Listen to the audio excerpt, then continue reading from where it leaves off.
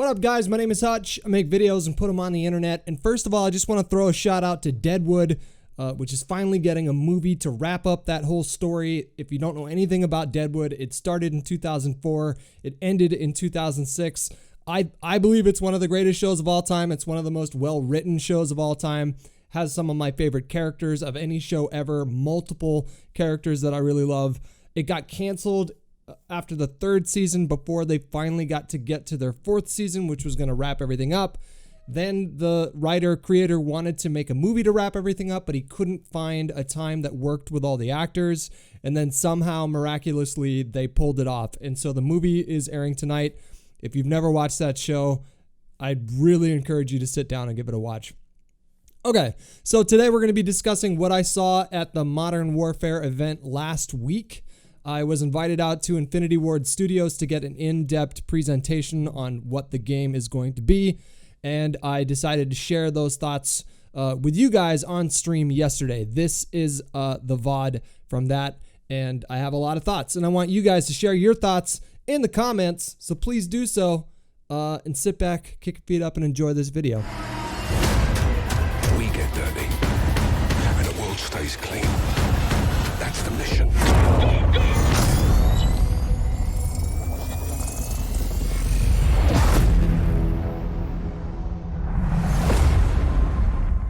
Holy shit. Who's your team? Some old comrades. Play new content first on PS4. Yeah, so I didn't see that whole trailer last week. What I saw was just that intro part with Price. I didn't see any of the action montage or anything like that. So what they did is we went to the Infinity Ward studio, which was in some part of LA, kind of near where they did the I think it's not near where the Treyarch studios are, I don't think. I don't know. It's an hour away from me. And I get there and, I don't know if I've ever been to that particular studio before. I don't think I have. So before I do that, Skibbility, thank you so much for 8 months. Very nasty with 20 months. My name is Not Trick. Thank you so much for 4 months. Hey, Wolfman, thank you so much for 12 months. And I think I'm all caught up there. So I don't think I'd been to that studio before. So we go in and, I sit down and I wait for everybody to get back from the hotel because everybody else, like Jehovah and Drifter and Skyroz and all these people that, friends of mine that I've known for a while that I see at a lot of these capture events, they had been there since the night before because they flew in, and so they stayed at a hotel. And so I waited for them, and then they all got there, and then they herded us into this sort of like mini theater room. And then the I can't remember his name. It's kind of disrespectful, but I can't remember his name. He's the lead on this project right now. He's the one that's heading up Infinity Ward. It was him and another one of the lead devs that apparently both worked at Naughty Dog before they came over here. And so they have a lot of experience with existing franchises like Uncharted and The Last of Us that have like these really strong narratives driving the game as well. So I assume that they brought those people in to sort of beef that aspect of the game up. It's been a while since I feel like we've had like a pretty big emphasis on single player. In fact, worth stating the obvious or repeating the obvious that Black Ops 4 didn't even have a single player. The rumor was that, or the reporting says that they were working on it and then some disarray happened and then they had to scrap those plans or something like that. But it just feels like the single player campaign was such a core part of Modern Warfare 1 and Modern Warfare 2. I'm not like a huge single player COD fan anymore just because it just hasn't really interested me that much. But he sort of gives us a rundown of what to expect in the presentation, and then he shows us the trailer, and then we just see the Modern Warfare at the end, and everyone was just like, what the fuck? And it was kind of confusing for a second, and then, it just kind of clicked for me after a minute. Okay, they're rebooting the series. That makes sense. They then sort of kind of ran down the core principles of what they were going for with this game, which I didn't write any of it down. That part didn't really interest me too much. I'm more of a visual person. I need to see what they're talking about. And then they showed us the first mission, which was very, very, very reminiscent of Did everybody in here see Zero Dark 30, the movie about the woman that the woman intelligence officer in the United States that was tasked with finding Osama bin Laden, and then the SEAL Team 7 raid at the end of the film? I'm assuming most of you guys saw that movie. Jessica Chastain, yeah, there's a lot of really good. Kyle Chandler, he's a really good actor in that one too. Is it SEAL Team 6? I thought it was SEAL Team 7. I think you're right, actually. It's 6. Yeah, so the mission the first mission that we saw was very, very, very reminiscent of that. I can't remember where the mission takes place. I know that the second mission takes place in a fictional country. They decided not to go for like an actual country, which kind of makes sense, but I'll get into that a little bit more in depth in just a little bit. Let me just tell these guys that I'm going to talk to you guys about the game for a second here. Hey, gentlemen, what's up? Hello, good sir. Hello. I'm going to talk to my chat real quick just about what I saw at the Modern Warfare reveal, so I'm going to do that. Oh, yeah. I'm tuning in. I wanted to hear your thoughts on it, so take your time. Okay, cool. Yeah, so the first mission, like I said, it was super, super reminiscent of Zero Dark 30, the final mission where they, killed Osama bin Laden. It took place in either an apartment building or a house. I think it was an apartment building that had like many different rooms. There were 2 or 3 different floors, and it showcased their new tech when it came to the night vision goggles. You guys remember in COD 4? I don't remember if you could do it in in Modern Warfare 2. I don't think you could use night vision goggles, but you had the option to use them in multiplayer. I think there was like maybe a mission or 2 that you use night vision goggles in COD 4. And it was okay. It looked pretty good at the time. I think that game came out in 2007. COD 4 did. So it was a compound. That's right. Okay, it was a compound. So I assume some of you guys already saw some of the other YouTubers' thoughts about what they saw. Anyways, and you're just kind of stealthily going up and sort of like breaching and clearing each room. There are some people that you don't know if they're civilians or not. There's somebody that like they kick down the door. One of the NPCs kicks the door down, and the guy throws his hands up and basically I think is begging for his life, but he gets shot like real quick because it happens in an instant. There's a guy that uses a woman as a shield, and then he gets killed, and then she goes for a gun herself. I mean, the whole thing was like, it was realistic in a way that I hadn't seen from a Call of Duty game. Like normally with the Call of Duty games, the single players that I remember, they were much more like sort of like a Ridley Scott film or a Michael Bay film. It wasn't necessarily super rooted in reality. And so that's when so by the time No Russian came about in Modern Warfare 2, this mission where you literally just, you're walking through an airport with a machine gun and you play the role of these like Russian nationalists. And then you just kill civilians, or you don't. It's up to you. But a mission like that in Modern Warfare 2 didn't really make me squirm all that much. And by that time, I was kind of like, I was a lot younger. I hadn't seen a lot of the images of war that we've seen since then. It's hard. Sometimes you'll just be scrolling on Twitter and you'll just casually see a dead body on your Twitter feed because sometimes they don't really do a good job of policing that kind of content. And so we just when I played that mission originally in Modern Warfare 2, it just didn't really make me feel like that squirmy. It didn't feel like it was crossing a line. And that mission in particular picked up a lot of media attention at the time. That game got a lot of like public scrutiny. I mean, a lot of the same scrutiny that we saw leveled towards Grand Theft Auto 3, 4, and 5. And that sort of died down a little bit. You can hear sometimes politicians and pundits will talk about not like my feed, Cynical Atlas. I mean, like if you scroll through a trend or something like that, like Islamophobia trend, if you scroll through that, sometimes you'll see some gnarly shit.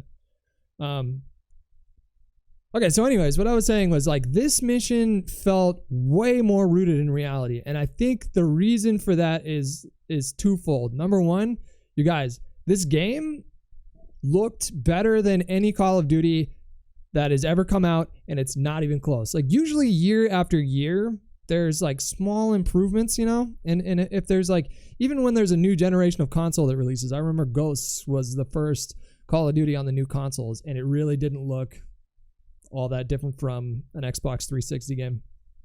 To me, I don't know about you guys, but you guys agree with that? Ghosts on Xbox One did not look that great. I mean, you can say what you will about the game. I had fun with the S&D part and game battles and stuff like that, but the game didn't look that great. And since then, after that, what was after Ghosts? That was Advanced Warfare? Is that right? Might have been Advanced Warfare. And that game looked pretty okay, you know, and then Black Ops 3, okay, you know, it's starting to look pretty good. And then, you know, what was after that? Infinite Warfare, and all right, you know, like some small improvements are tweaking, and then World War II, Black Ops 4.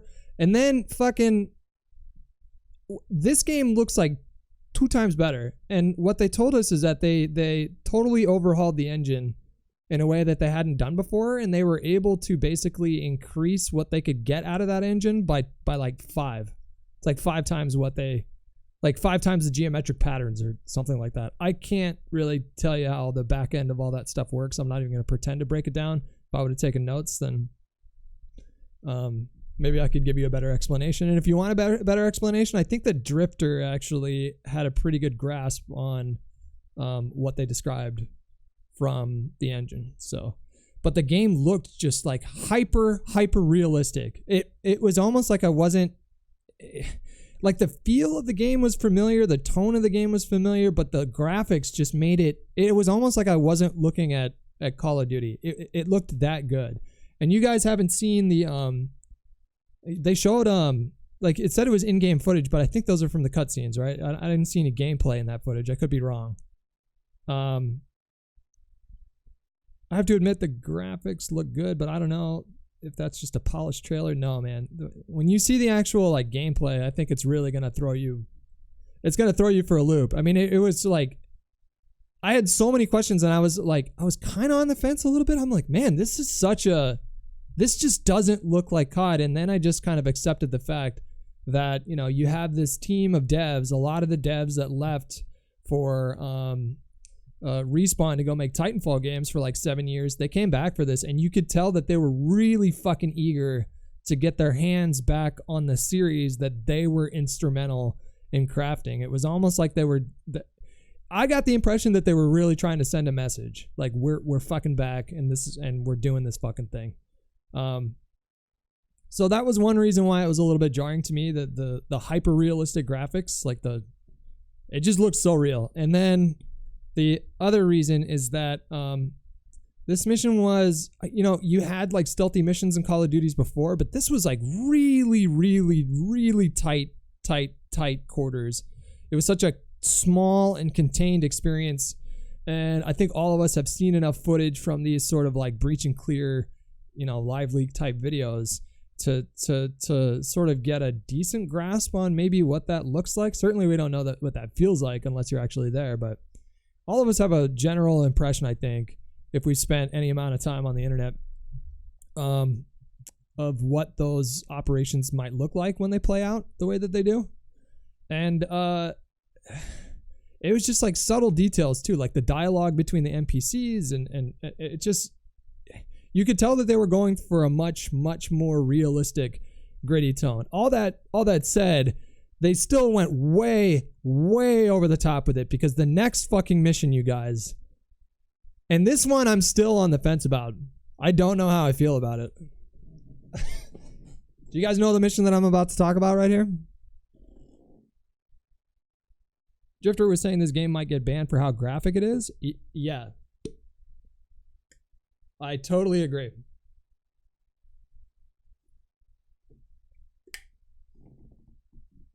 I think some countries will ban this game. I think they will. I don't know if it's going to get an adult-only rating. That's usually only reserved for like... I mean, what are some of the game like, I think adult-only ratings have to do more with nudity than extreme violence, if I'm not mistaken. You can get away with a lot of violence in video games. So I don't know if they're going to get that rating, but I do think that some countries are going to push back and be like, nah, we're not going to allow this. And I think that if parents get their kids this game on Christmas, and then their kid goes in their room to play it, and then the parent walks by and glances at the screen, I think a lot of parents are going to take it back and be like, nope, I don't want you playing that. Yes, adult only is mostly reserved for pornographic content in the game. Yeah, that was my understanding of it. So, yeah, so the next mission that they show us, you guys, man, okay.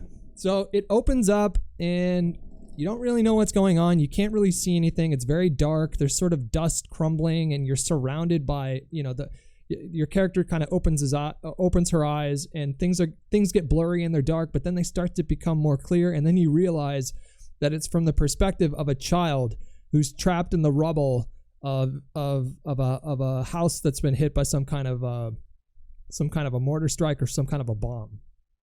So right away I was like, oh my fucking God.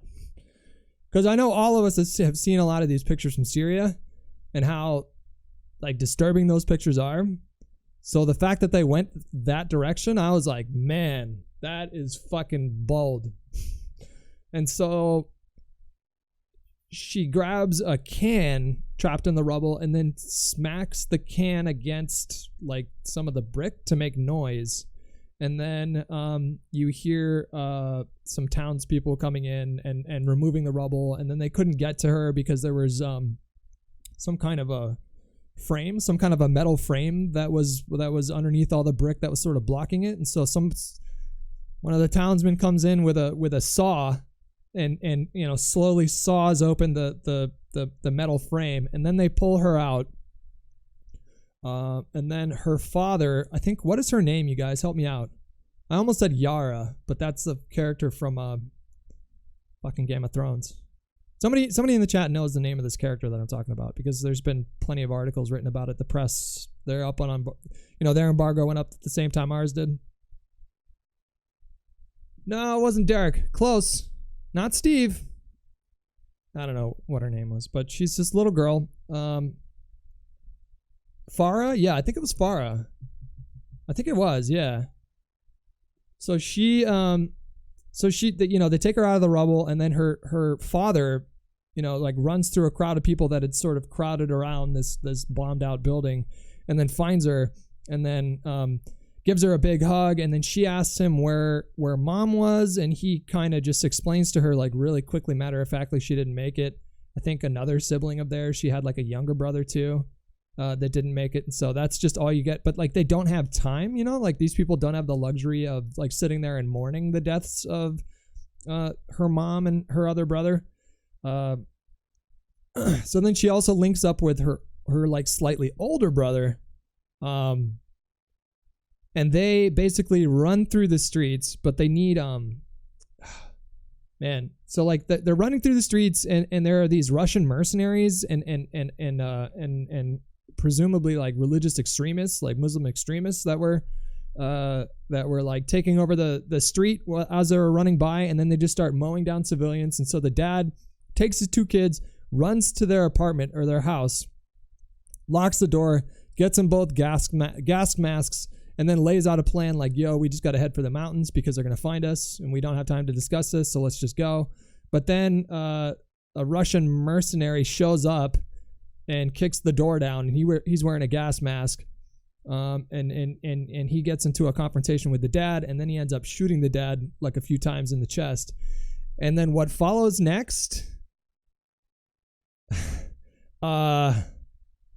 Okay, so you run away, right? It's like the Russian mercenary basically becomes like a final boss, and you know you're from the perspective of this like 8-year-old girl, right? And so you run and you hide, and you're running. It's one story, and so right? I know this is, as I'm saying it, I'm like, man, I just don't know. So like you run away, and then you double back, and you find this little hidden like passage back into the living room, and the mercenary's kind of slowly walking around with his gun looking for you, because you know he's gonna kill you. And then you find a screwdriver on the ground. This is a Russian mercenary, guys, is like 6'4", 250 pounds, built like a brick fucking house. And so you sneak up behind him, it gives you like a quick time event, and then you stab the mercenary like in the leg or something like that with a screwdriver. And then you run away, and then you hide, and then you sneak back out into the hallway, and you pick up the screwdriver again because he's taking it out and throwing it on the ground. So you pick it up again, stab him maybe in the abdomen this time. And then, he knocks you down and he's in a lot of pain and fucking, you run away and then you do it again one more time. You find the screwdriver and then you stick him in the stomach, but this time he catches your arm. But then your brother comes out from nowhere and like jumps on his back and tries to like start choking him. And then you take the screwdriver and then you just fucking rapid stab this mercenary in the upper abdomen until he bleeds out. Then you put the gas masks on and you're sneaking through this town that's been hit by chemical warfare. And you have to make sure you don't get spotted by the, guards that are on patrol. And then you make your way down to this sort of like outer area of the town where there's, I think, like a farm or like a sort of like a stone house set up. I think there were some clothes that were up on a what do you call it, a clothesline that were drying after being washed or something. And the brother says he's going to go down there and either try to get something or try to kill the two guards that were down there. I think they needed to get like a cell phone or something like that. I can't remember, or a GPS device. And then the little girl, you say, well, I'm much smaller and I can sneak around better. And so she goes down and then she finds like a Desert Eagle or like a 357 Magnum or something like that. I'm not sure. And then she just gets into place, sneaks up behind him and then shoots the gun. But this is, it was like, there's a little bit of attention to detail because if a kid, like an 8-year-old girl shoots a 357 Magnum, it's literally going to make her go flying. So like her arm shoots like straight up and then they just cut straight to black. And then we didn't see anything else for the rest of the mission. Thoughts? ? What do you... They're definitely like straddling a line here, you guys. Like, some people will call it like exploiting war, and then some people will call it something else. But I'm telling you, man, Kotaku is going to write up articles about this. All the left-wing media is going to write articles about this. It's super provocative. You can tell that they're intentionally trying to get people to talk about this game. I had never seen anything like that in a COD campaign. That just twink arm would recoil pretty hard too. Hey man, I've shot a 357 Magnum, sir.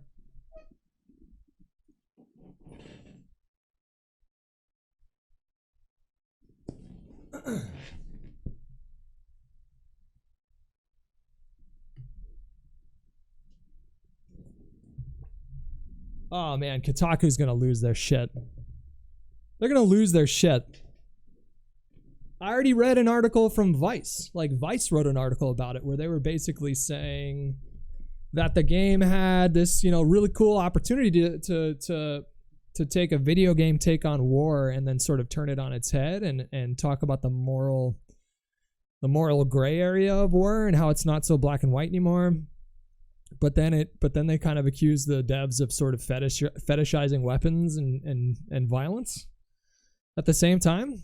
So yeah, I'm not saying I agreed with that, but I'm just saying that the angry articles are already starting to be written. So if you gave your thoughts, Hutch, but what do you actually think then? I'm still fucking processing it. I was thinking about it for days. I wanted to tell you guys about it the day that I saw it. I was gone last Tuesday. That's where I was. I was gone all day doing that thing. But we spent like a few hours getting this really in-depth presentation. One thing that, was, my favorite part of the whole presentation is when they brought in, so there was a character in Modern Warfare 1 or Modern Warfare 2 or both. I can't remember. Do you guys remember a character named Grigsby? I think was the name. Some name like that. I'm not sure.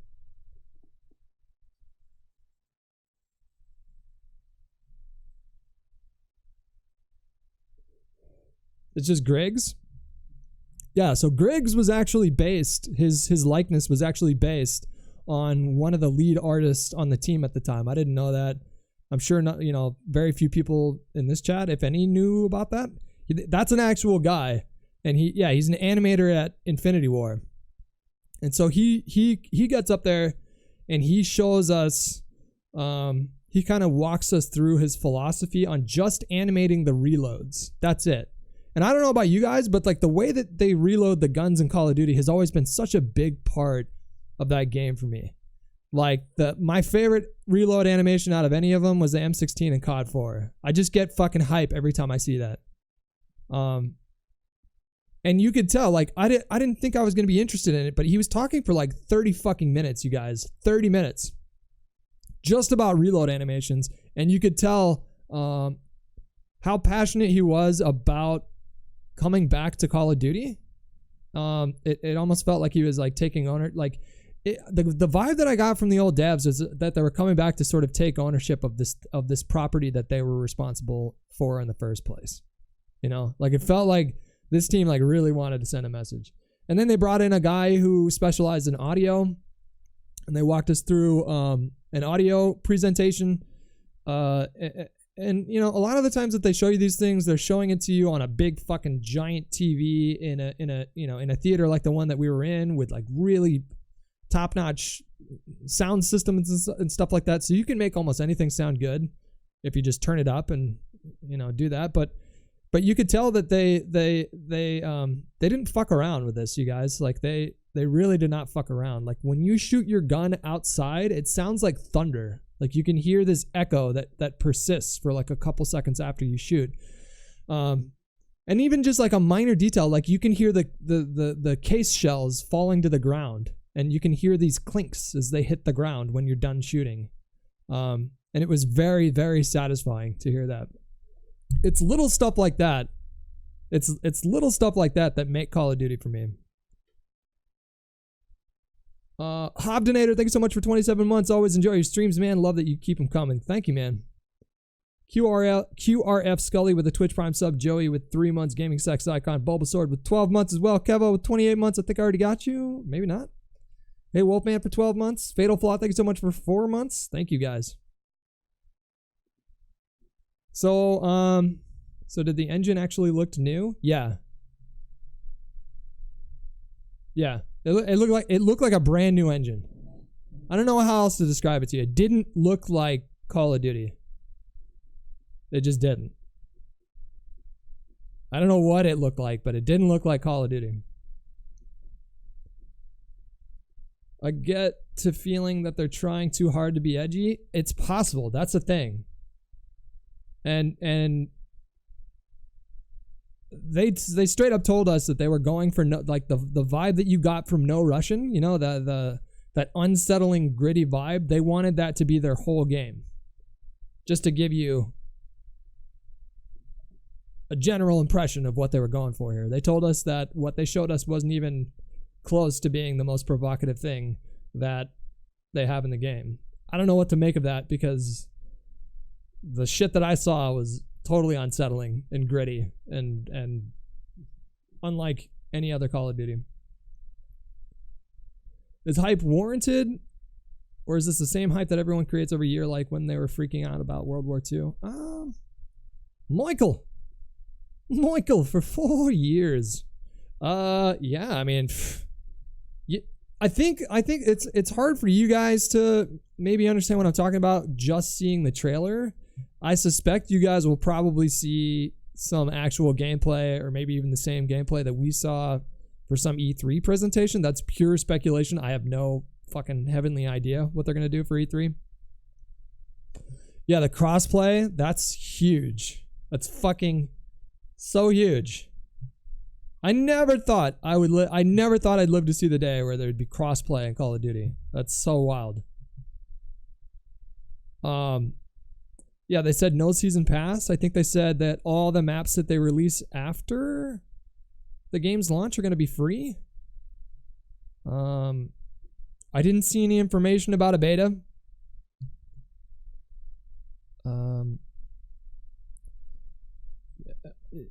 I'm excited. Yeah, it could go wrong for someone. Like, I'm definitely gonna fucking buy the game and play the single player campaign, and probably play the shit out of multiplayer. I haven't heard anything about any kind of a blackout or BR. It wouldn't surprise me if it wasn't in there, because these guys seem to, you know, I feel like these guys, you know, I feel like when they brought in all the old devs you know, I feel like they sat him down. They said, listen, you just do whatever you want. And that's also pure speculation. I have no idea. But I think that they really wanted them to come back and shake things up and do something that really broke the mold that we've seen for like the last probably 6-7 years. I really enjoyed Black Ops 4. I really enjoyed Black Ops 3 a lot. I got a lot of hours out of that game. But those are kind of the only 2 games in recent CODs that I really kind of got sucked into, and the rest of them have sort of felt like this iterative process to me. It's like each year they're just kind of slowly iterating. World War II tried to shake things up and do different things in terms of multiplayer, but ultimately I don't think it was as satisfying of an experience as some of the other ones in recent memory. Even if the maps themselves weren't that bad, and even if like the weapon designs and stuff were actually pretty good, it just didn't, you know, it's hard to say like when you preview Call of Duty if you're still going to be playing it in 2 months. So the best you can do is just kind of speculate. And like the only way that you're going to know if Call of Duty is going to be a game that you're going to be, you know, continue to play 3 months later, 4 months later, fucking 8 months later, is if you actually get your hands on the game. And sometimes I can't even tell for like 2 months, you know. I played Ghosts MP religiously for like a month and a half before I was like, you know what? I fucking hate this actually. I'm gonna stop playing it. So yeah, I mean, if you guys saw the same, you guys saw the same trailer I did. You guys didn't see the same missions that I did, but you will eventually. And I mean, you guys just tell me.